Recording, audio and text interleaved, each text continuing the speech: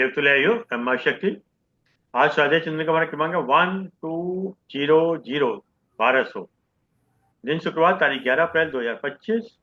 आज जिनको आना था बागी शर्मा जी, वो किसी कारणवश वो आज नहीं आ पाए और उनकी जगह आज कक्षा हम ही ले रहे हैं। आज हमारा विषय है सद्वाक्य संग्रह पार्ट 16। अब हम आदरणीय शेख साहब से निवेदन करते हैं कि अपनी डायरी खोल लें, उसमें जो कुछ लिखा हुआ है बताएं हमें, फिर उसके बाद हम अपनी डायरी खोलते हैं। जी सर। चलिए, अब तो नैब साहब भी आ गए, कोई दिक्कत वाली बात नहीं। हाँ जी, हाँ जी। शुरू शुरू में अपने आप से ऊपर उठने के लिए हमें प्रयास करना पड़ता है, परंतु इसके बाद केवल अकथनीय शांति ही शांति रह जाती है। जब हमें मुश्किलें आए तो हमें सिर्फ प्रभु की ओर दौड़ना चाहिए और उससे उसकी दया मांगनी चाहिए। जब वह दया करता है तो सब कुछ आसान हो जाता है। आमतौर पर लोग तप आदि मन मर्जी से रूहानी अभ्यास करके ही संतुष्ट हो जाते हैं और प्रेम, जो कि सभी आध्यात्मिक साधनाओं का मकसद या उद्देश्य है, को बिल्कुल भूल जाते हैं। इन क्रियाओं से मिलने वाले तुच्छ लाभ को देखकर इनकी असलियत का ज्ञान हो जाता है, क्योंकि इसमें कोई ठोस आध्यात्मिक विशेषता दिखाई नहीं देती। प्रभु की प्राप्ति के लिए ना तो कुशाग्र बुद्धि की आवश्यकता है और ना ही अधिक ज्ञान की। उसे पाने के लिए तो बस एक दिल चाहिए जो उससे लगा सके, जो उसके लिए हो और केवल उसी से प्यार करे। ये एक विचार था जी। बहुत सुंदर। जी अब नैब सर। साहब को भागदौड़ देते हैं आगे।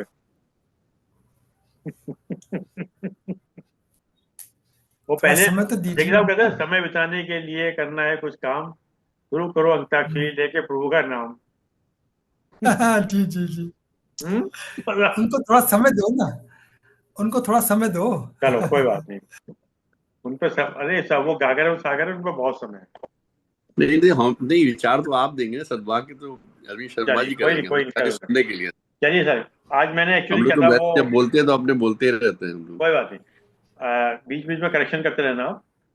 आज हमने अखंड ज्योति पत्रिका 2004 की निकाली और उसके जो वॉल्यूम है वो हम एक 12 का संग्रह कर लेते हैं।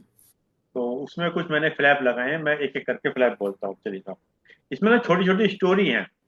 जैसे नैब साहब अक्सर अपने हाउ टू बैलेंस लाइफ में छोटी छोटी स्टोरी सुनाते हैं, तो इसके अंदर भी स्टोरी टाइप की है। आपकी स्टोरी कितनी समझ में आती है, क्या आती है, वो एक अलग बात है, पर हम स्टोरी सुनाते हैं, ठीक है सर। ये मई 2004 में है। प्रश्न नंबर 30। एक राजा के यहाँ एक संत आए। प्रसंगवश बात चल पड़ी कि हक की रोटी की। राजा ने पूछा, महाराज, हक की रोटी कैसी होती है? महात्मा ने बताया कि आपके नगर में अमुक जगह अमुक बुढ़िया रहती है, उसके पास जाकर पूछना चाहिए कि उससे हक की रोटी मांगनी चाहिए। बुढ़िया ने कहा, राजन, मेरे पास एक रोटी है, पर उसमें आधी हक की और आधी बेहक की है। राजा ने पूछा, आधी बेहक की कैसे? बुढ़िया ने बताया कि एक दिन मैं चरखा काट रही थी, शाम का वक्त था, अंधेरा हो चला था। इतने में उधर से एक जुलूस निकला, उसमें मशाले जल रही थी। अपने चिराग न जलाकर उन मशालों की रोशनी में सूत काटती रही और मैंने आधी पूनी काट ली। आधी पूनी पहले की कती थी, उस पूनी से आटा लेकर रोटी बनाई, इसलिए आधी रोटी तो हक की और आधी बेहक की। इस आधी पर उस जुलूस वाले का हक है। वृद्धा की कर्तव्य प्रधानता और सत्यनिष्ठा को देखकर राजा ने उसका सिर नवाया। कुछ कहना हो तो बता दो। सर, हमें आपके डिपार्टमेंट में एक अधिकारी मिले थे, वो बता रहे थे कि मैं अपना अ, वेतन जो मिलती तनख्वाह, उसी से घर का गुजारा करता हूँ, मतलब बाकी को उधर उस पर अपने परिवार पर खर्च नहीं करता। ऐसे लोग भी हैं मतलब। मतलब ये एक सूक्ष्म है कि पैसे का कहाँ से आ रहा है, कैसे यूज कर रहे हैं, इसका बड़ा माइक्रो लेवल पे जो है प्रभाव पड़ता है।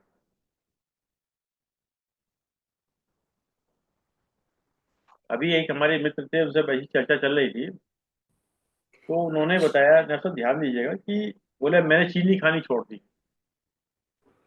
तो कोई मिशन के वरिष्ठ व्यक्ति होंगे तो बोले चीनी छोड़ दी तो अब क्या करें, बोले शहद ले लेते हैं।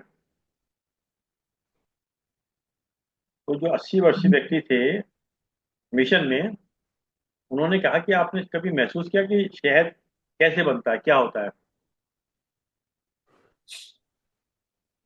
शहद को मधुमक्खी लेके आती है, और वो जगह जगह से पुष्प से लेके संग्रह करती है। तो ये नहीं कि आप शहद खाना बंद कर दें, परंतु बोले उस शहद को जब आप खाते हैं तो जाने अनजाने में आपके अंदर भी संग्रह की प्रवृत्ति बन जाती है। संग्रह। हम्म। माइक्रो लेवल पर। क्योंकि जैसे हमारे जमीन के अंदर चुंबकीय शक्ति होती है ना, ऑयल भी है, सोना भी है, डायमंड भी है, सब कुछ।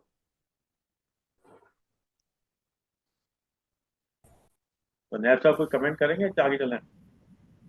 नहीं सर, देखिए, ऐसा ना, आपने बड़ी सुंदर बात की, जैसे जमीन के अंदर चुंबकीय शक्ति होती है, कहीं सोना है, कहीं चांदी है, कहीं लोहा है, कहीं कुछ है। तो जहां पे जिस चीज की अधिकता, वहां पर उसी की खान हो जाती है। कहीं सोने की खान होती, कहीं कोयले की खान होती है, कहीं पे लोहे की उसको निकलता है, अयस्क जो कहा जाए। तो ऐसे ही जिसने सिर्फ शहद ही खाया है, हो सकता है उसमें सिर्फ संग्रह की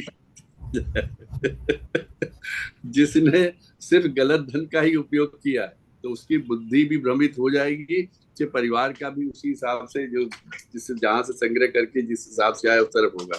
लेकिन अगर उसने हफ्ते में एक बार शहद खा लिया या दिन में एक बार शहद खा लिया, तो हो सकता है कि सर उसमें इतना प्रभाव ना हो। थोड़ा बहुत संग्रह तो सबको करना चाहिए। देखा देखा सही साहब, कैसा बढ़िया करेक्शन इंटरप्रिटेशन। बहुत बढ़िया, हाँ जी हाँ जी। बहुत बढ़िया, thank you sir, thank you Indraj साहब का, धन्यवाद। जी जी। पहले जैसे कमेंट्री होती थी ना, मैच चलता था, तो लाला अमरनाथ आया करते थे। तो उसमें वो कहा करते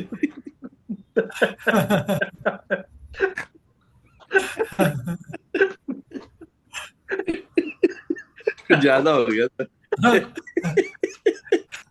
कुछ ज्यादा हो गया। नहीं नहीं, युवर, आज आपको कहा गया था देने के लिए कमेंट, ऐसी बात ज्यादा नहीं है, आपने बहुत निष्पक्ष बहुत सही बोला। तरीके से बताया सर, बहुत अच्छे तरीके से। मैं 1 मिनट के लिए कैमरा ऑफ करके ना सेटिंग सही कर दूं जरा। सुन रहा हूँ सब। चलिए साहब, नेक्स्ट थॉट। ये अखंड ज्योति का प्रश्न नंबर 31, जून 2004। एक बार यूनान के महापुरुष डायोजनीस का नौकर बिना किसी सूचना के चुपचाप कहीं भाग गया। चलिए नैब साहब आ गए, पहले नैब साहब का स्वागत करें।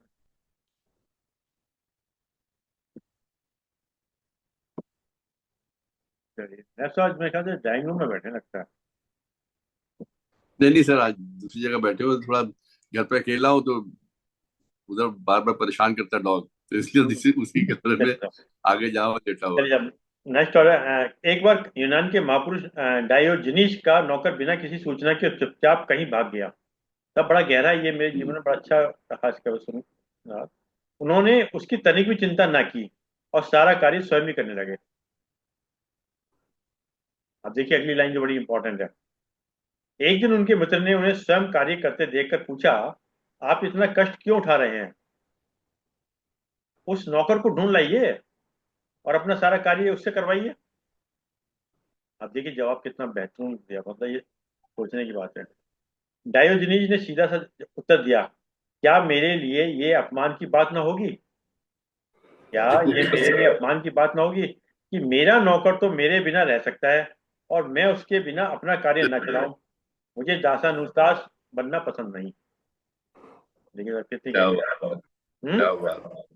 सही बात। बहुत सुंदर। बहुत मतलब पूरा मैसेज छिपा हुआ है इसके अंदर ना।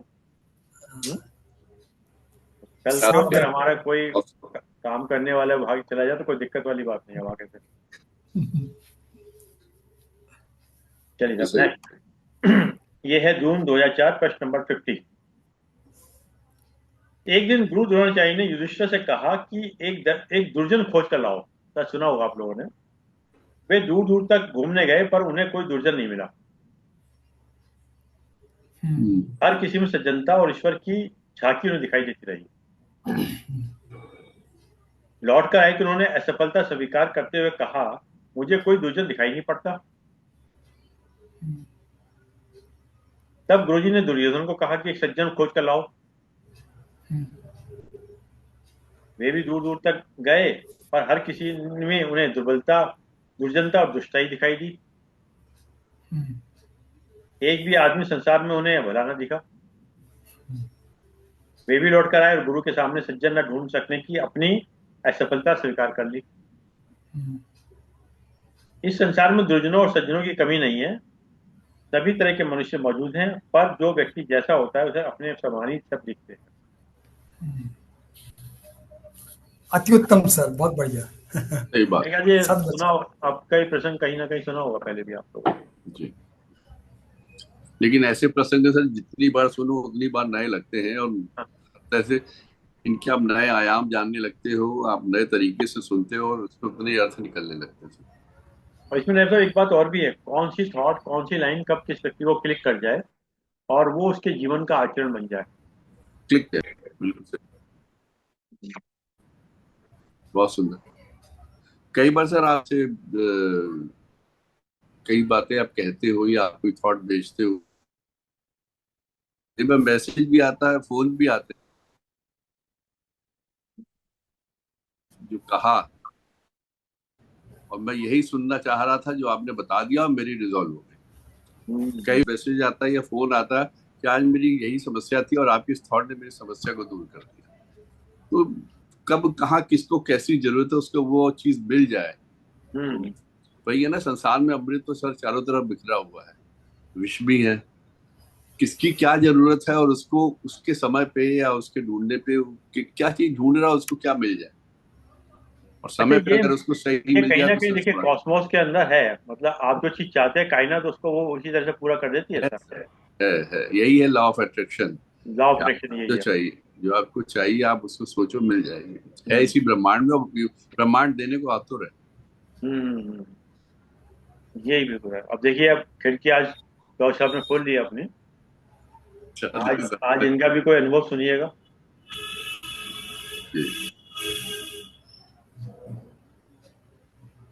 चलिए, जब तक डॉक्टर साहब सोचते हैं तब तक एक थॉट सुन बताते हैं। विचार है, मतलब छोटी कहानी। सितंबर 2004, प्रश्न नंबर 45। एक एक थे सेठ, वे गुरु की तलाश में थे जो पहुंचा हुआ हो, ज्ञानी हो। बहुतों को जांचा परखा पर कोई खरा ना निकला। तलाश का अंत ना हुआ। एक दिन सेठानी ने कहा, ये काम मेरे को छोड़ दो। जो मिला करे उसे मेरे पास भेज दिया करो। सेठ जी सहमत हो गए। एक झंझट टला। सेठानी ने पिंजरे में एक कौवा पाला था। जो भी महात्मा आया उनसे यही कहती, देखिए मेरा पाला कबूतर अच्छा है ना। मतलब कौवा पाला रखा था, उनसे कहते देखो ये कबूतर कितना अच्छा है ना। संत लोग आते, कबूतर कहाँ है, कौवा है। कहते जब सेठानी अपनी बात पर अड़ी ही रही कहती तो वो क्रोध में भरकर उल्टी सीधी बातें कहते और वापस चले जाते। मतलब सेठानी तो कह रही है ये कौवे को कौवा, यानी कौवे को कह रही कबूतर, और वो कह रहा है ये कबूतर नहीं कौवा है। यही क्रम चलता रहा। बहुतेरे आए और चले गए, कोई खरा उतरा नहीं। जो आवेशग्रस्त हो चले वे संत कैसे। जो संत नहीं वे गुरु योग्य कहाँ। एक दिन एक वयोवृद्ध संत आए। सत्कार करने के उपरांत सेठानी ने वही कौवा कबूतर का सिलसिला चला दिया। ये संत आवेश में नहीं आए। कोए और कबूतर का अंतर समझाते रहे कि कौवा कैसा होता है, कबूतर कैसा होता है, उसका डिफरेंस बताते रहे मतलब उन्होंने। ना समझ पाने पर इतना ही कहकर चले गए, बेटी हट मत करना, बेटी हट मत करना, तथ्य का पता लगाना, कोई सर्वज्ञ नहीं है, हमसे आपसे भूल हो सकती है,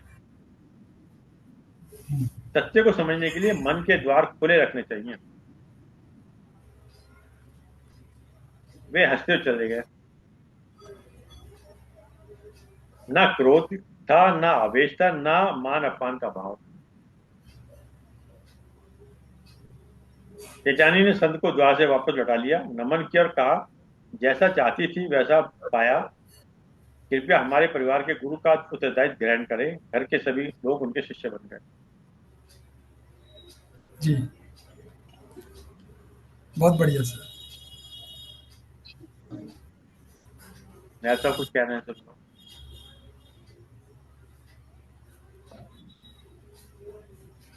सही बात है, सही बात।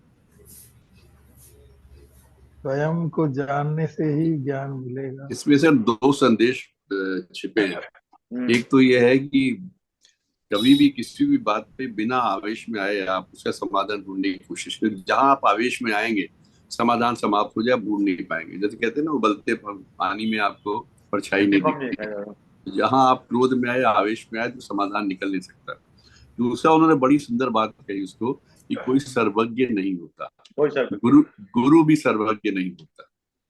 जैसे एक गुरु के पास ले गए, वो तो बड़ी कहानी की, मेरा बेटा मीठा बहुत खाता है, गुड़ बहुत खाता है। तो उन्होंने कहा इसको एक हफ्ते बाद लेके आना। तो एक हफ्ते बाद देखे, उन्होंने कहा बेटा अब कल से गुड़ मत खाना। सबने सुनी कहानी। बस वो एक हफ्ते में उन्होंने उस जो जिस क्षेत्र में अल्पज्ञ थे, गुड़ खाते थे, उसको उन्होंने हटाने का प्रयास किया ताकि मेरी बात उस तक पहुंच सके। तो यही क्षमता विकसित करनी चाहिए सर। दो शब्द होते हैं ना, एक होता है रिएक्ट, एक होता है रेस्पॉन्स। जी, अक्सर हम लोग रिएक्ट करते हैं, रेस्पॉन्स नहीं देते। वही है कि हम लोगों को रिएक्शन किसी भी बात पे होता है क्या सर? जनरली आप देखते हैं, जब बात कर रहे होते हैं तो सामने वाला सोचता है ये जब बात कर रहा, मैं मेरे को इसकी कैसे काट ढूंढनी है, कैसे इसका कोई कमी इस बात में निकालूं, फिर उसके ऊपर आगे भी बात करूं या बात करूं या जो भी इस पे चर्चा करी जाए। अपने आप को ज्यादा कहना चाहिए ज्ञाता बताने के लिए, या मैं इस विषय में ज्यादा जानता हूँ, इसके लिए वो उनकी बातों में ही कुछ ना कुछ ढूंढ के, और बात खत्म होने से पहले ही शुरू कर देंगे अपनी बात। हाँ हाँ, मैं समझ गया, मैं समझ, अरे बस बस बस मैं समझ गया। तो वो रिएक्शन होता है, वो बड़ा खराब होता है। जैसे आप किसी ने कोई अपना एपिसोड बताया, कोई घटना बताई, तो सामने वाले एक बार ठीक वैसा ही आइडेंटिकल कोई ना कोई एपिसोड निकाल के बता देगा। फिर उसने अपनी घटना बताई, आप सुनिए, उसके बाद उसके विचार करिए, उस पर हाँ ना भी बोल, आपको फिर अपनी भी घटना बतानी, अरे मेरे साथ भी ऐसा ही हुआ था, मैं यहाँ गया था, वहां गया था। तो वो बड़ी अटपटी सी लगती है। लेकिन जो बोलने वाला है उसको लगता है कि जब तक मैं बोलूंगा नहीं तो खाना नहीं पचेगा। तब तक लोग मुझे ज्ञानी नहीं समझेंगे, तब तक लोग मुझे मूर्ख समझेंगे। जबकि ऐसे अवसरों पे शांत रहना, मौन रहना, शांत रहकर सुनना, मेरे कोई रिएक्शन ना करना, वही मूर्ख ना होने का कहने से परिचायक है। और जहां आपने बोल दिया, रिएक्शन किया, तो फिर आपकी मूर्खता सामने आ जाती है, लगने लगता है आप कितने अल्पज्ञ हो। बहुत सुंदर। चलिए साहब, नेक्स्ट प्रश्न नंबर 19 नवंबर 2004। पतंगे को दीपक का प्रकाश मिल जाए, पतंगे को दीपक का प्रकाश मिल जाए तो फिर वह अंधेरे में नहीं लौटता, भले ही उस दीपक के साथ प्राण गंवाने पड़े। जिन्हें आत्मबोध का प्रकाश मिल जाता है वे अविद्या के अंधकार में नहीं भटकते, भले ही उन्हें धर्म के मार्ग में अपना सर्वस्व समाप्त करना पड़े। सुंदर सर, बहुत सुंदर। चलिए नेक्स्ट, अगस्त 2004, प्रश्न 49। कोई गृहस्थ अकस्मात आर्थिक विपत्ति में पड़ अच्छा है सर ये। कोई गृहस्थ अकस्मात आर्थिक विपत्ति में पड़ गया, उसको पेट भरने की चिंता होने लगी। उसके एक साथी ने कहा, भगवान की पूजा करो, उनसे कुछ मांगो। गृहस्थ का मन हुआ क्यों ना भगवान से याचना की जाए, जी। पर तुरंत ही उसकी अंतरात्मा ने आवाज लगाई, विश्वासी आदमी को याचना नहीं करनी चाहिए। विश्वासी आदमी को याचना नहीं करनी चाहिए, भगवान से भोजन की नहीं धैर्य शक्ति की याचना करो। सही, बहुत बहुत अच्छा। बढ़िया। भगवान से भोजन की नहीं धैर्य शक्ति की याचना करो। इस पर उस ग्रस्त को अपने अंदर भगवान की दिव्य वाणी सुनाई दी, मैं धैर्य का समुद्र तुम्हारे साथ हूं, तुम अधीर होकर अपना विश्वास क्यों खोते हो। क्या मैं बिना प्रार्थना के नहीं देता। मुझ पर अटल विश्वास रखने वाले भक्त का योग क्षेम वहन करते रहने की तो मैंने शपथ ले रखी है। जैसे LIC में लिखा था ना, योग क्षेम, जीवन के साथ भी और जीवन के बाद भी। बात भी। गृहस्थ ने मन ही मन भगवान से कहा, सत्य है प्रभु, मैं भटक गया था, तुमने मुझे संभाल लिया। कितनी सही बात है, हम्म, कितनी सही बात है। माँ बाप जैसे हम लोग भी के बच्चे हैं ईश्वर के, जैसे माँ बाप बच्चों को खाना मांगे या ना मांगे, उनको पता है कि खाना शाम को बनेगा, खाना देना है, इसको कपड़े चाहिए, कपड़े देने हैं, इसको स्कूल जाना है, बस्ता चाहिए, बैग चाहिए, बुक चाहिए, दिलाएंगे। ऐसे वो भी देखता है सर, उसको भी हमारी जरूरतें पता है। बस वो परेशान वहां करता है जहाँ हमारी इच्छाएं अनंत हो जाती हैं, हमारी इच्छाएं जो है वो वही है कि नेसेसिटी से आगे बढ़ जाती है, इच्छा में आ जाती है, इच्छा जो आगे लग्जरी की तरफ बढ़ने लगती है। तो वहां वो कहता है अब तुम थोड़ा तमाशा देख लो, तुम अपनी मर्जी कर लो, मैं सर जरूरतें मैं पूरी कर दूं। आप सर एक चीज देखिए, जैसे मैं एडवोकेट में प्रैक्टिस कर रहा हूँ, मैंने खुद जीवन में 40 साल हो गए, 45 साल। हमने कई बार ऐसा देखा कि जहां से हमें उम्मीद होती है कि कोई हमें क्लाइंट रेफर करेगा या बात करेगा या हम उसके पीछे जा रहे हैं, वहां से कभी कुछ नहीं मिलता। और कहीं से ऐसे आपके अनजाने लोग मिल जाते हैं जो आपको सपोर्ट करते हैं। ये कौन सी व्यवस्था है सर? वही तो, उसको पता है कहाँ किस तरीके से काम होना है, ईश्वर अपने आप हिसाब बनाता है।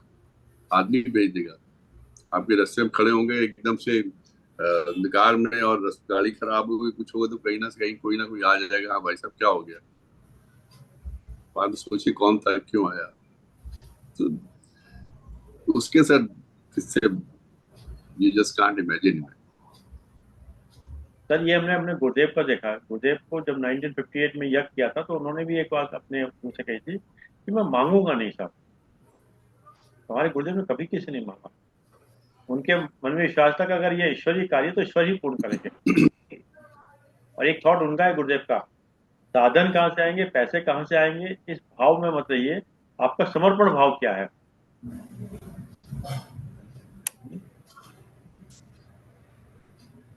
बिल्कुल सही कहा। चलिए साहब नेक्स्ट। अक्टूबर 2004, प्रश्न नंबर 6।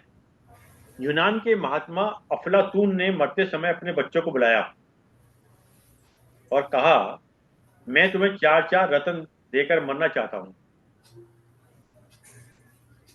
आशा है तुम इसे संभाल कर रखोगे। इन रत्नों में से अपना जीवन सुखी बनाए रखोगे। बच्चों ने रत्न प्राप्ति के लिए हाथ फैलाए तो अफलातून ने एक एक करके रत्न बच्चों को इस प्रकार दिए। पहला रत्न, मैं क्षमा का देता हूं। प्रोफेसर डॉक्टर काला साहब भी आ गए हैं, तो वो भी कुछ ना कुछ इसमें एडिशन करेंगे। आजकल काला सा रोज मेरे को सुबह एक रत्न बेचते हैं। हाँ बहुत बढ़िया। नमस्कार भैया, बस नमस्कार। सच्चा रत्न बेचते चलिए सर। हैं। जी सर। पहला रत्न, मैं क्षमा का देता हूं। तुम्हारे प्रति कोई कुछ भी कहे, तुम उस विस्मित करते रहो, वे कभी उसके प्रतिकार का विचार अपने मन में न लाओ। हम्म, निरहंकार का दूसरा रत्न देते हुए समझाया कि अपने द्वारा किए गए उपकार को भूल जाना चाहिए। जी। तो ये दो रत्न हो गए सर। तीसरा रतन विश्वास। ये बात अपने हृदय पटल पर अंकित किए रखना कि मनुष्य के बूते कभी कुछ भला बुरा नहीं होता। जो कुछ होता है वह सृष्टि के नियंता के विधान से होता है। चौथा रतन वैराग्य। ये सदैव ध्यान में रखना कि एक दिन सबको मरना है। जो नैब साहब ने कहा ना, एक लोटा ध्यान रखना, लोटे में रहोगे तो। सांसारिक संपत्ति पाकर तो पता नहीं क्या उनका क्या बनता, पर इन गुणों का अनुसरण करके बच्चे निहाल हो गए। जी। तो 4 रत्न मिल गए सर आज। रतन बिना रगड़े नहीं चमकते, वैसे ही आदमी का व्यक्तित्व होता है। हम चौधरी साहब व्यक्ति से प्रभावित नहीं होते, हम आदमी के व्यक्तित्व से होते हैं। हम लोग चित्र से प्रभावित नहीं होते, उसके चरित्र से होते हैं। वही व्यक्तित्व चमकाने के लिए रगड़ना तो पड़ेगा, यही बात। बहुत सही। और चलिए। वो काम कालरा साहब जैसे शिक्षक ही कर सकते हैं। नहीं, सही फरमाया। जो करेक्टर होता है उसकी कीमत होती है। तो सिर्फ फोटोग्राफी की, चित्र की क्या कीमत है? कुछ भी कीमत नहीं। क्योंकि नाम में तो स्वरूप न था और सीता एक ही दोनों के नाम थे, और रावण और राम भी एक ही थे। तो नाम के अक्षर से शुरू नहीं होता, चित्र को देखने में आता शुरू। चित्र जो है उसकी कीमत होती है। हमें तो यही पता है महात्मा। कृष्ण और कंस भी एक ही नाम।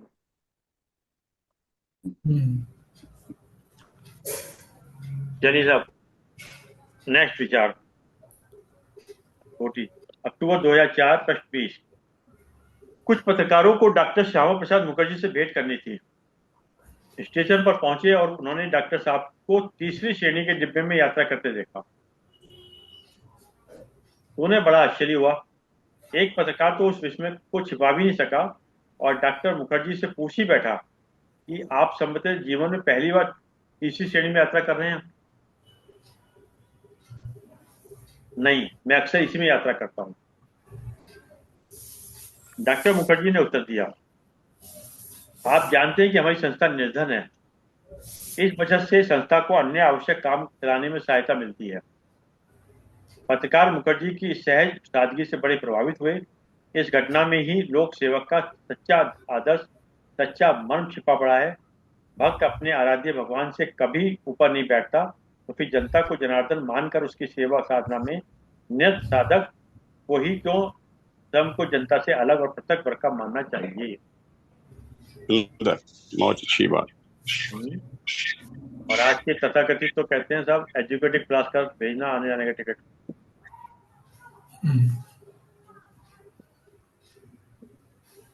सर्वभूत हिते रता, सब दूतों के लिए, सब प्राणियों के लिए उन्होंने कहा था ना कि हमारी संस्था निर्धन है। वो जिससे एग्जीक्यूटिव मांगते हैं वो निर्धन नहीं होगी, इसलिए मांग लेते हैं।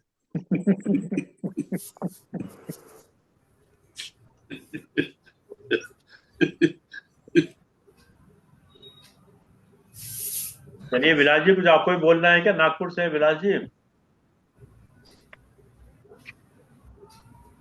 सर बोलिए। प्रणाम प्रणाम, कैसे हैं? बस बढ़िया सर, आपका आशीर्वाद है। कुछ आप भी सुनाना चाहते हैं, कोई विचार?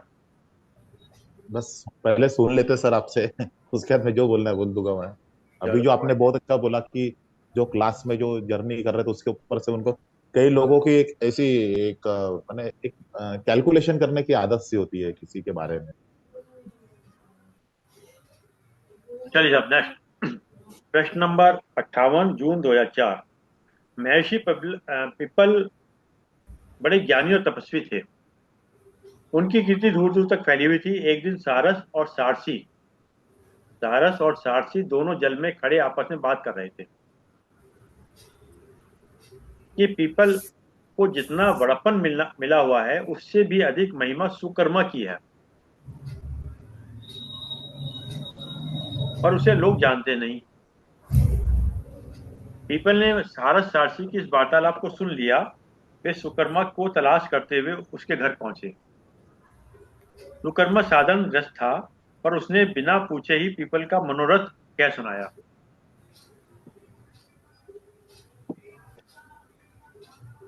तब उन्हें बड़ा आश्चर्य हुआ कि ये एक साधारण गृहस्थ जो योग तथा आध्यात्म के तत्व ज्ञान से अपरिचित है, किस प्रकार इतनी आत्मोन्नति कर सका। सुकर्मा से उन्होंने जब अपनी शंका उपस्थित की तो उसने बताया कि पिता और माता को साक्षात भगवान का अवतार मानकर सच्चे मन से मैं उनकी सेवा करता हूँ।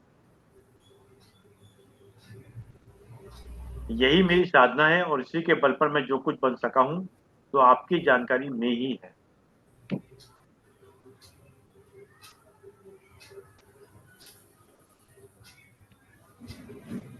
कुछ कहना जा रहे हैं, क्या कहते हैं नैब साहब? नहीं सर, कुछ नहीं, है तो सीधा सपाट सा संदेश है। जॉर्ज साहब भी कुछ बोलना चाह रहे हैं?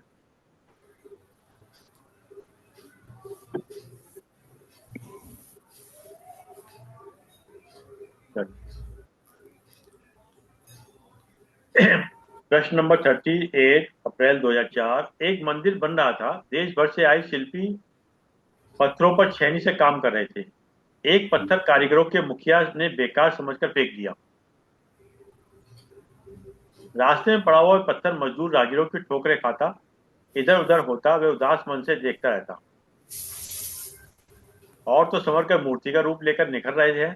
मैं अभागा पैरों के नीचे दबाए जा रहा हूँ। एक दिन एक कलाकार उधर से गुजरा। उसने वह बेकार बड़ा पत्थर उठाया, छेनी चलानी आरंभ की तो देखते देखते कुछ ही घंटों में एक सुंदर सी मूर्ति तराश कर खड़ी कर दी। अब देखिए यहाँ जो थॉट आ रहा है बड़ा पावरफुल। सबने उसकी प्रशंसा की, वह बड़ा प्रतिभाशाली है। एक राह के रोड़े को रूपांतरित कर दिया। कलाकार बोला, मैं तो औरों की तरह ही हूँ। जो पत्थर में से ही प्रकट किया है वैसा पत्थर के अंदर ही है, वह पत्थर के अंदर ही है। मैंने तो मात्र पहचाना, वह उकेरा है। जैसे चाणक्य ने चंद्रगुप्त को लिया था ना। हम सबके भीतर महानतम श्रेष्ठतम बनने की संभावना है। कभी कभी जीवन को गढ़ने वाला कोई कलाकार, गुरु, मार्गदर्शक मिल जाता है तो हम क्या से क्या बन जाते हैं। सौभाग्य का यही अवसर सबके लिए समान रूप से है।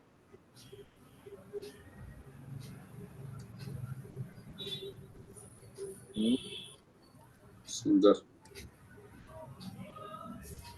देखिए साहब, कुछ डायरी में है आपके कुछ? हाँ जी। चलो। अच्छा,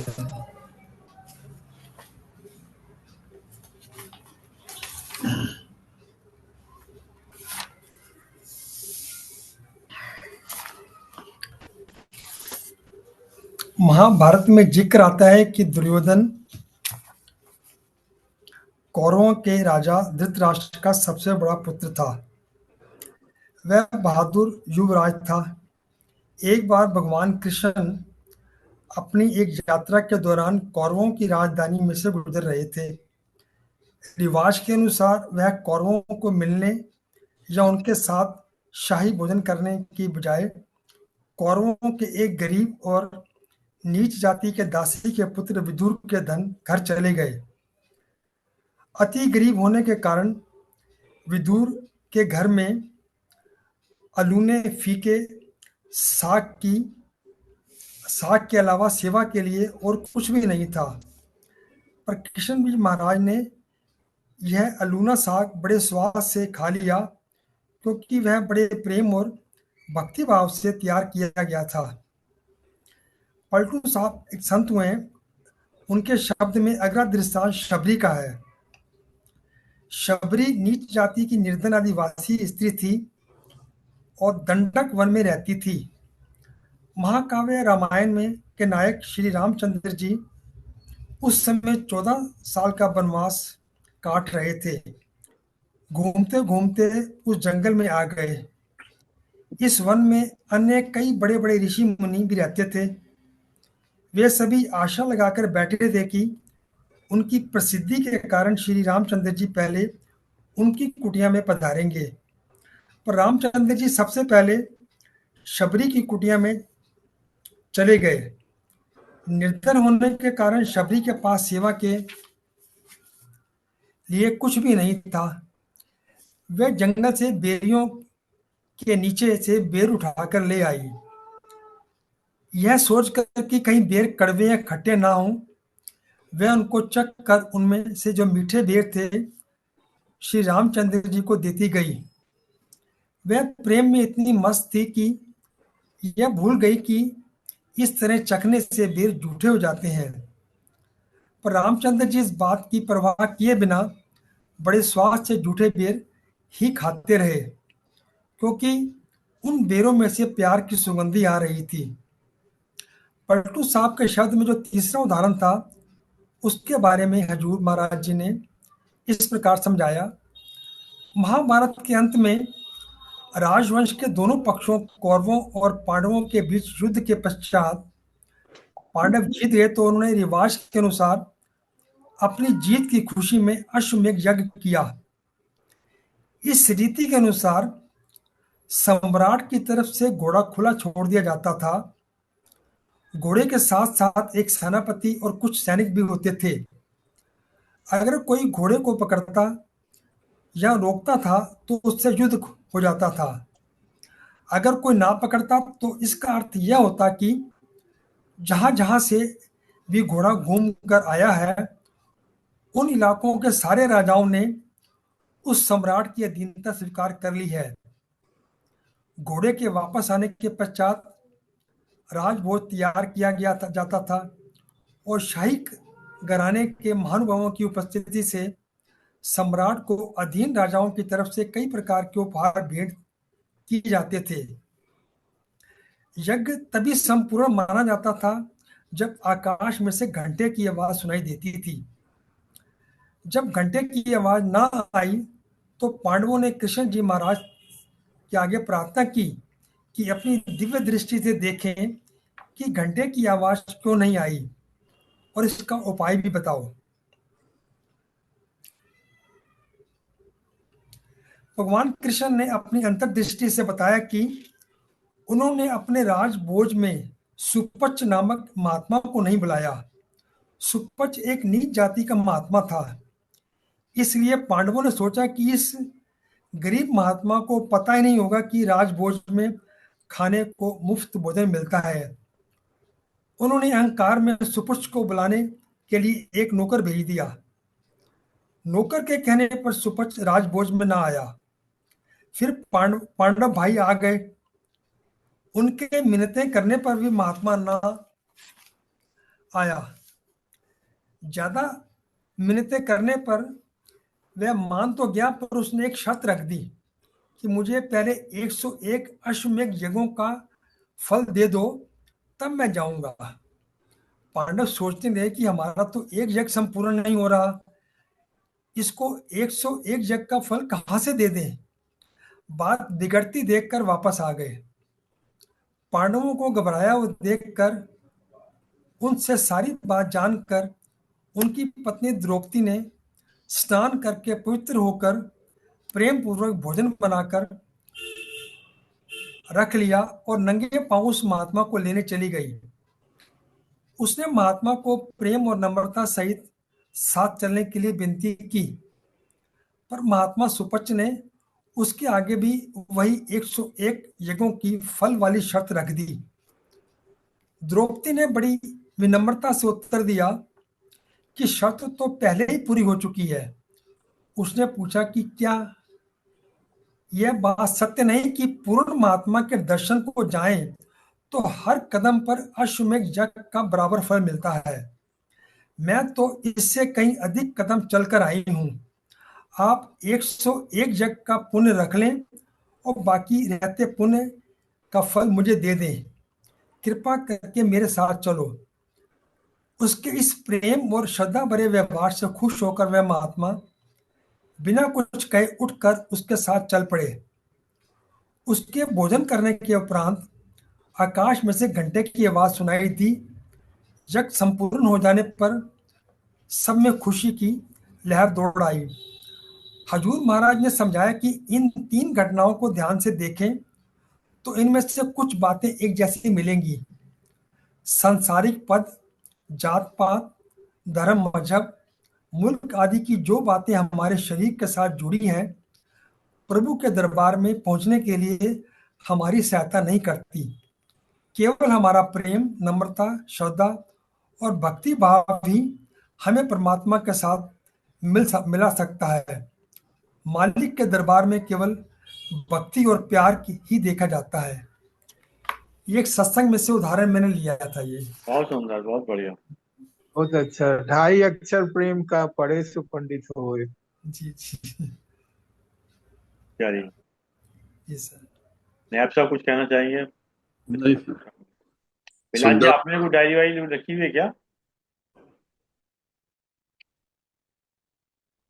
साउंड बंद है आपकी। नहीं सर, कोई डायरी नहीं। चलो, नेक्स्ट। प्रश्न नंबर 16, जुलाई 2004।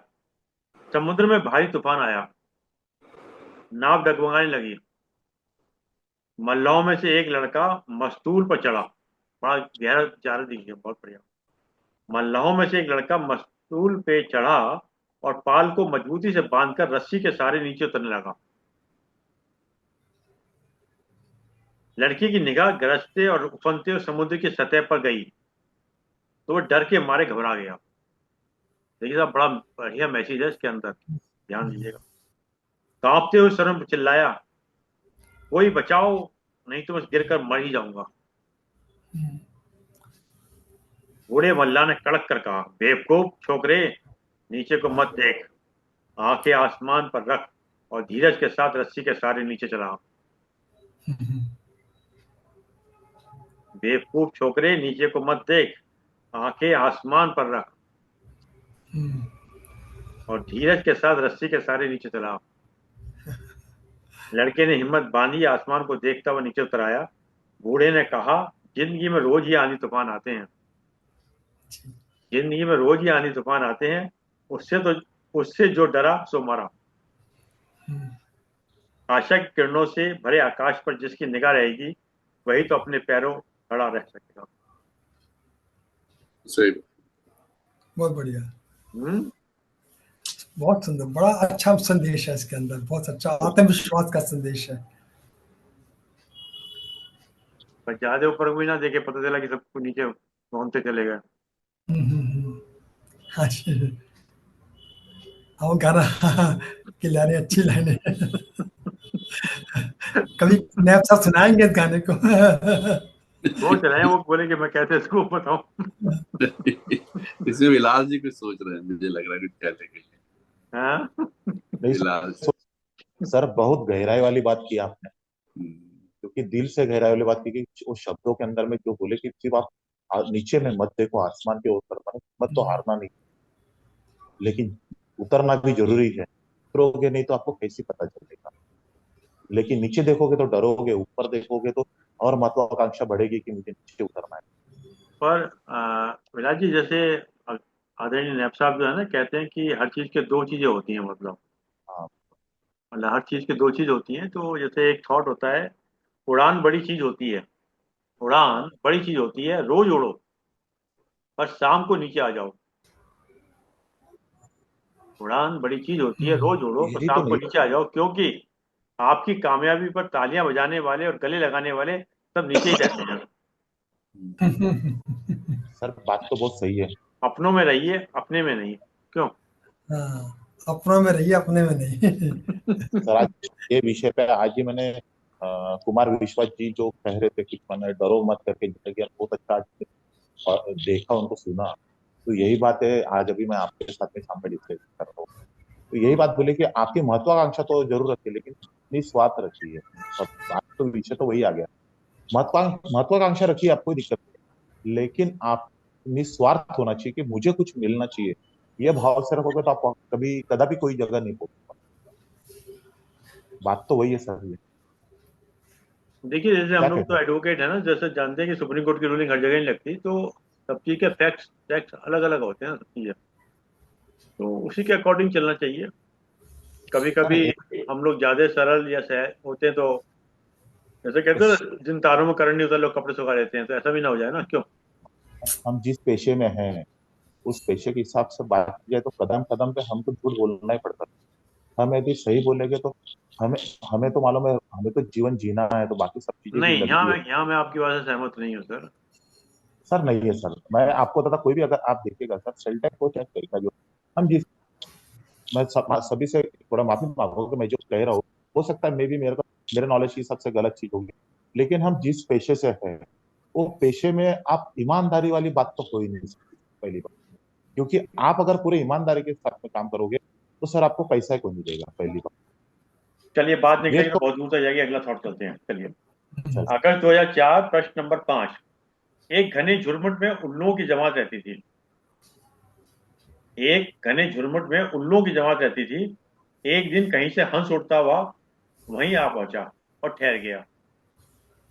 हम्म,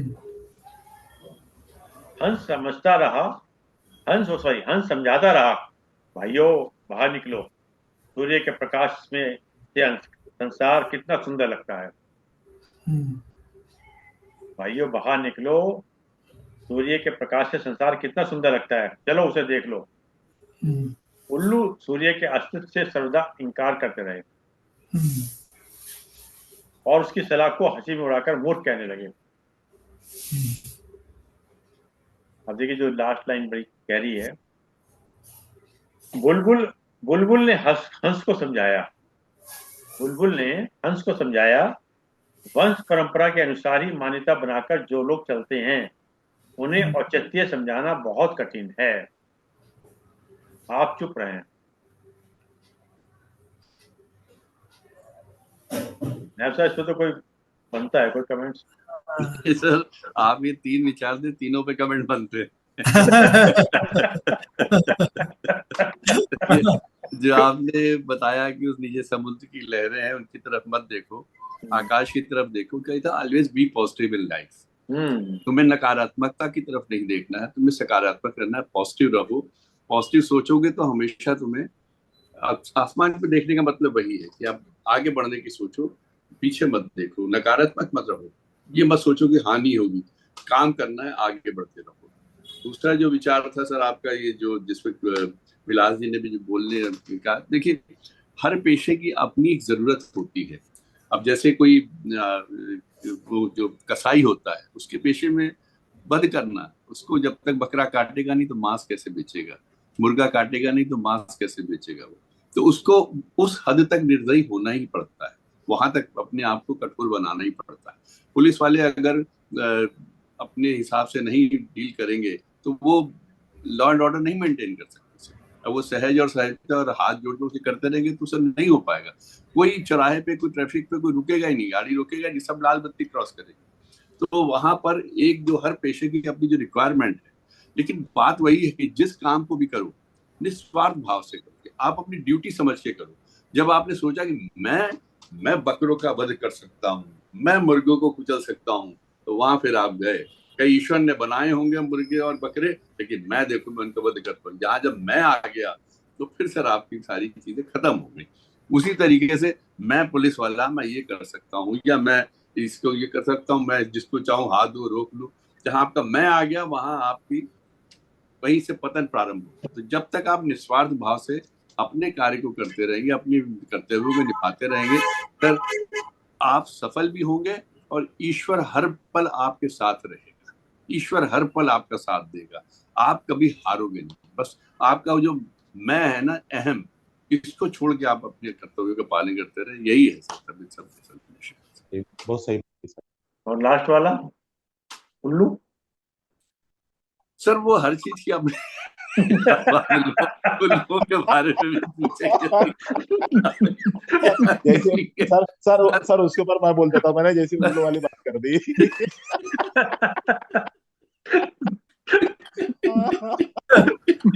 देखिए चिराग तो रात को ही जलाए जाएंगे ना, दिन में तो नहीं जलाए जाएंगे। जब तक अंधेरा नहीं होगा कोई चिराग नहीं जलाता, कोई बत्तियां नहीं जलाता। ऐसे उल्लू की अपनी प्रवृत्ति है, उसकी प्रकृति है कि वो रात को ही देखता है, उसकी दूसरी वजह से। अब वो सारस जो है या जो भी हंस है उसकी प्रवृत्ति दूसरी है, वो सबको अपनी प्रवृत्ति में लाएगा तो कैसे काम चलेगा। अगर हम बिल्कुल। सोचे कि कुत्ता जो है हमारी तरीके बोलने लगे, बोलेगा तो नहीं ना सर, वो तो भौंकेगा ही, उसका काम भौंकना है। और हम भौंकने लगेंगे तो फिर तो गड़बड़ हो जाएगा ना। तो हम कहें नहीं नहीं, तुम भी बोलो, तुम भी बोलो, सर कहाँ से बोल लेगा, उसकी प्रवृत्ति है उसी तरह की चीजों की। तो ये सर उसको प्रवृत्ति उसकी उल्लू की है कि वो रात को देखता है, उनकी वेव्स होती है सर, साउंड उसके, जिससे वो अंदाजा लगाते हैं, उसी हिसाब से उड़ते हैं। तो उस चीज को हंस जो नहीं समझ सका, तो हर ईश्वर ने हर एक को अलग अलग तरह की प्रवृत्तियां दे रखी, अलग अलग तरह की शक्तियां दे रखी। अब पानी में ही तो जब मछली रहेगी, पानी के हम बाहर बैठ जाओ मछली से, क्या आओ हम तुम दोनों बैठ के बाहर बात करें, कितनी देर बात कर लेगी सर, 1-2 मिनट के बाद खत्म हो जाएगी। तो वो तो पानी के अंदर ही रहेगी ना। तो वो उसी तरीके से वो उल्लू वाली बात की तो जाने दीजिए। हाँ विलास जी, आप क्या कह रहे हैं बताओ। नहीं सर, बस अभी सर ने तो पूरा बता दिया, तो भी बोलने वाले कुछ नहीं। चलो। सर आप अपने शब्दों में कहना, अच्छा लगेगा सुनना आपको, यू स्पीक वेरी नहीं वेल, सर, आप नहीं बहुत सर, अच्छा आपने बोलते वो, हो। सर आपने जो कहा ना, बहुत बेहतरीन बात की है कि क्या होता है मालूम है कि कई लोग, आप कितना भी समझाने की कोशिश करोगे, लोग नहीं समझ पाते। तो जैसे उल्लू वाली बात बोली, तो उल्लू वाले में कई कई बार क्या होता है, हम दोस्त कई कई ऐसे ग्रुप में बैठ जाते हैं जहाँ पे सोचते हैं कि सब कुछ पता होता है उनको, कि मार पता है ये गलत चीज है, लेकिन वो कहने से डरते हैं। तो उस जगह आप कुछ नहीं कर सकते, क्योंकि उनकी इसमें तो प्रवाह के साथ में आपको बहना ही पड़ेगा। वहां अगर रुकने की कोशिश करोगे तो वे लोग आपको सबको बेवकूफ साबित कर देंगे। तो कई जगह ये सब चीजें होती है, हम उसको कुछ नहीं कर, हम उसको सुधारने की कोशिश करेंगे, वो लोग हमको गलत साबित कर, ऐसे ऐसे एग्जाम्पल देंगे जो जिंदगी में हमने सुना नहीं है। हमको गलत साधने के लिए कुछ भी कर सकते हो। है सर ऐसे लोग, क्या कहते हो, ये गलत है, गलत कह रहा हूँ सर?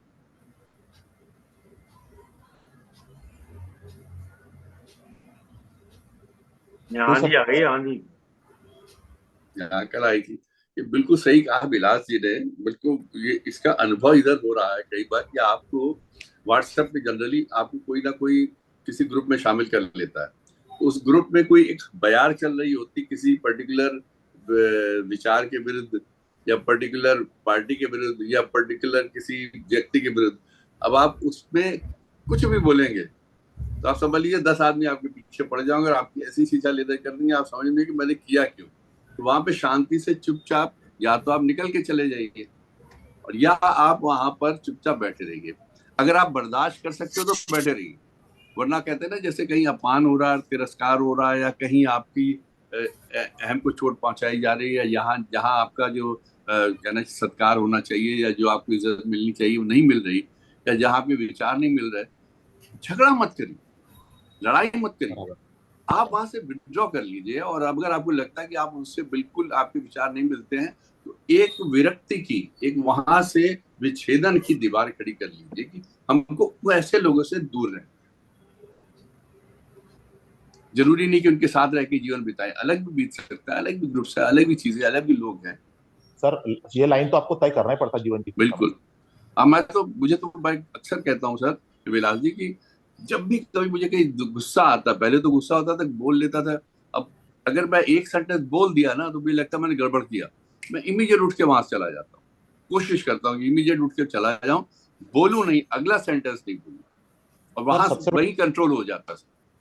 नहीं, आपने बहुत सही कहा, और सबसे बड़ी बात मजा क्या होती है, वो ग्रुप में से निकलो मत, आप अगर आप सबके मैसेज पढ़ते रहोगे तो आपको खुद को हंसी जाएगी, और आप अपने आप से सवाल करोगे क्या ऐसी मैं हूँ?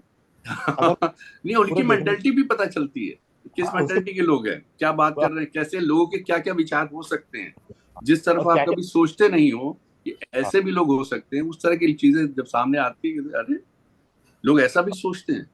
कई हाँ, बार आप अपने फ्रेंड सर्किल में रहते हो, आप सोचते हो कि सब लोग आपको बड़ा भला आदमी समझते हैं, आपके बारे में सब बड़ा अच्छा मानते हैं, आपको बहुत इज्जत देते हैं, लेकिन कभी कभी कोई बात हो जाए, फिर आप देखिए जब सुननी पड़ती है ना, तो समझ अरे मैं तो इनको ये समझता था, इनके दिमाग में तो मेरे लिए ऐसा भरा हुआ है, इनके दिमाग में तो मेरे लिए ऐसी चीज बनी। Then you come to realise the things.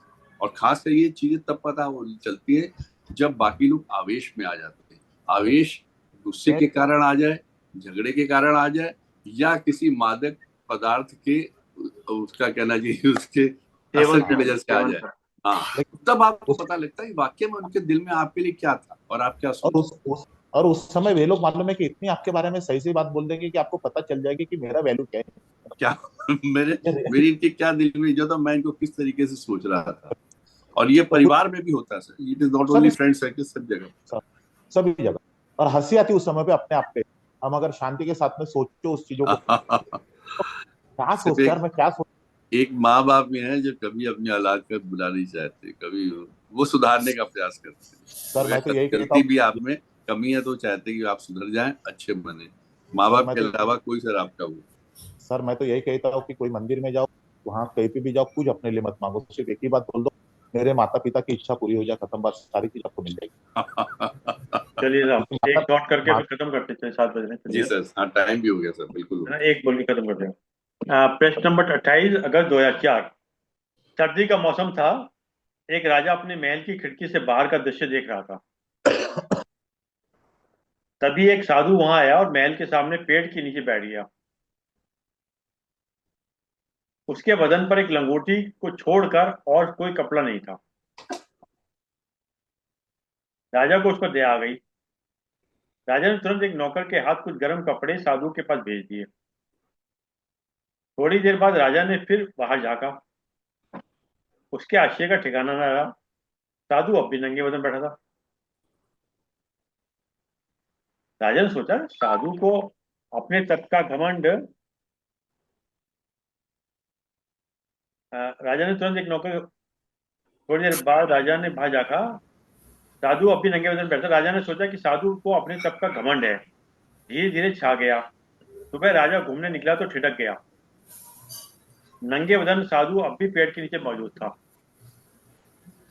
राजा ने पूछा, कहिए रात कैसी कटी। साधु बोला, कुछ आप जैसी कटी और कुछ आपसे अच्छी कटी। कुछ आप जैसी कटी और कुछ आपसे अच्छी कटी।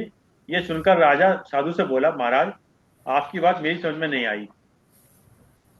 साधु बोला, मैं समझाता हूँ, आपने समझा होगा कि मैंने आपकी भेंट का अपमान किया, किंतु वो ऐसी ऐसी बात नहीं थी। चारू,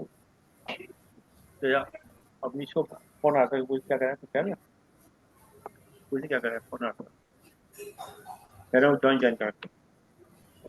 साधु बोला, मैं समझता हूँ कि आपने समझा होगा। आपने समझा होगा कि मैंने आपसे भेंट का अपमान किया, किंतु मैं ऐसी बात नहीं थी। एक गरीब आदमी सर्दी से कांपता हुआ जा रहा था, वे कपड़े मैंने उसे दे दिए। पर हित में जो सुख है उसके आगे सर्दी का क्या भय। जब तक मैं जागता रहा, भगवान का भजन करता रहा। आपने उस समय भी दुनिया भर की चिंताएं घेरे हुई थी, इसलिए मेरा इस समय आपसे अच्छा कटा। जब हम दोनों सो रहे थे तो हम दोनों बराबर थे। जब हम सो रहे थे तो हम दोनों बराबर थे। बहुत सुंदर, बहुत सुंदर। बहुत सटीक बात कह दी सर आप।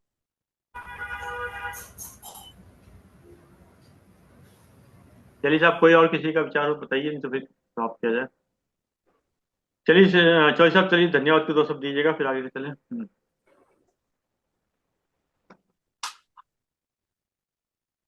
आज बहुत बहुत सुंदर सुंदर रत्न मिले। आज श्री अरविंद कुमार शर्मा जी के प्रयास से जो ये सद्वाक्य संग्रह का प्रचलन ने शुरू किया, बहुत अच्छा है। आपके नहीं रहने से एक दिन हम और सीकरी साहब ही थे, बहुत उदास महसूस किया और शायद क्लास उस दिन तो बंद ही हो गया। तो हम लोग कुछ सूझ नहीं पा रहा था कि करें क्या, आगे कैसे चलेगी ये गाड़ी। आप रहते हैं तो इंजन है, खींचते हैं और बीच से हम लोग कभी थोड़ी बहुत बात बोल देते हैं। उस दिन नेब साहब भी नहीं थे, नहीं तो फिर तो हो ही जाता कुछ ना कुछ। चलिए आज नेब साहब से भी सुने और खड़से जी आज नागपुर से कुछ अच्छी अच्छी बातें सुना गए। मैं सभी को बहुत बहुत धन्यवाद, बहुत बहुत ये आदरणीय विलास जी। चलिए हाथ जोड़ लिया। नहीं नहीं, आदरणीय नैब साहब। कुछ कुछ कहना है। हाँ, कह दो। हाँ सर, आप जो छोटे छोटे जो पूरे सेंटेंस शब्दों के अंदर हो सकता है मेरे से कुछ गलती हो जाए बात, तो उससे मुझे माफ करना। आप सर छोटी छोटी बातों को लेकर इतना बढ़िया लिखते हो ना, इतनी बढ़िया सुंदर सी माला बना के लेके आता, उसमें इतने अच्छे अच्छे संदेश देते हो जो आदमी को हिला देते हो, जो हमें पता चलता है कि हम कहीं ना कहीं हमारे हाथ से बहुत सारी गलतियां होती है, हम उसको सुधार सकते हैं। ये मुझे बहुत अच्छा लगा, मैं जब से आपके साथ में जुड़ा हूं। और सभी को मेरी तरफ से नमस्ते।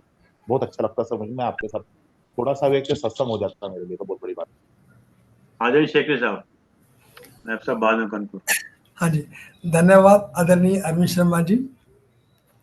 आज आपने सद्वाक्य संग्रह 16 के 16 के ऊपर विचार प्रकट किए, और ये आपकी महानता है कि आपने निरंतर इस स्वादिष्ट चिंतन की क्लास को चला रखा है।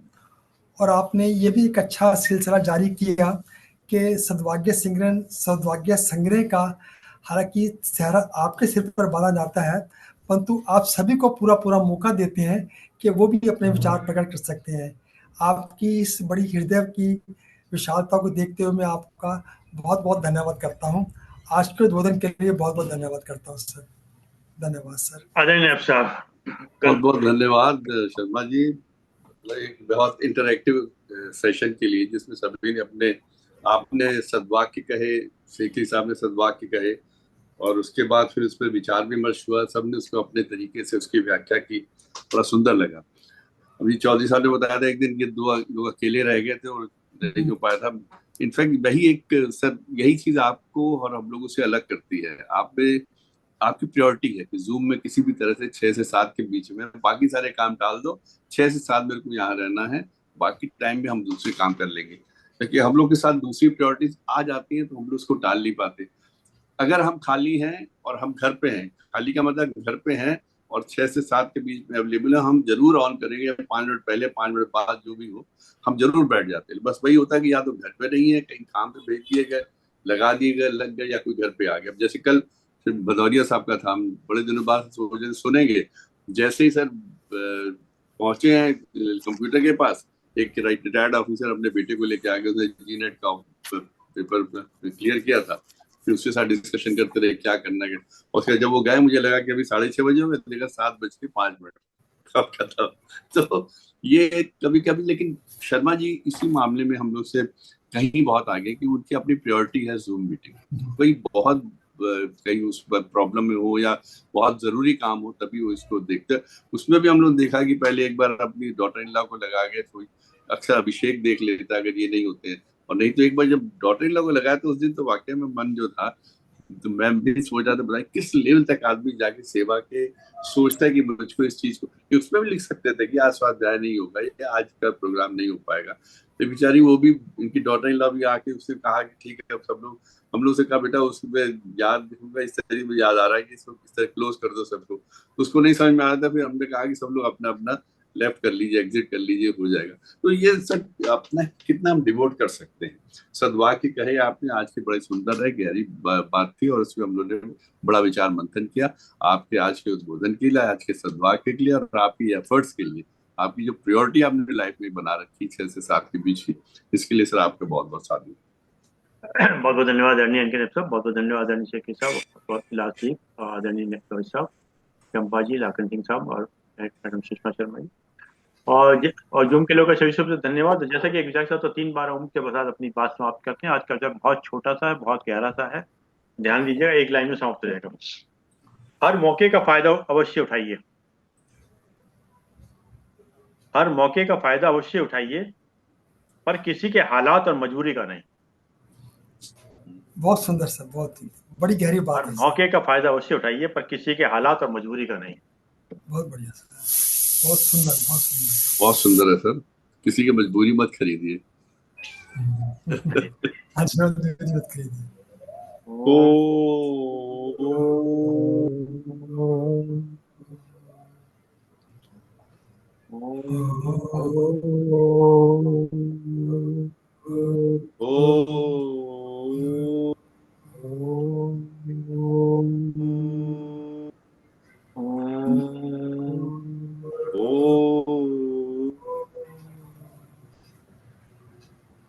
शांति शांति शांति शांति शांति।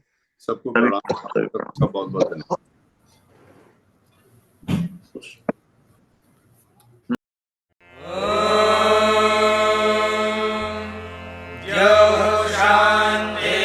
शान्तिरन्तरिक्षं शान्तिः पृथिवी शान्तिरापः शान्तिरोषधयः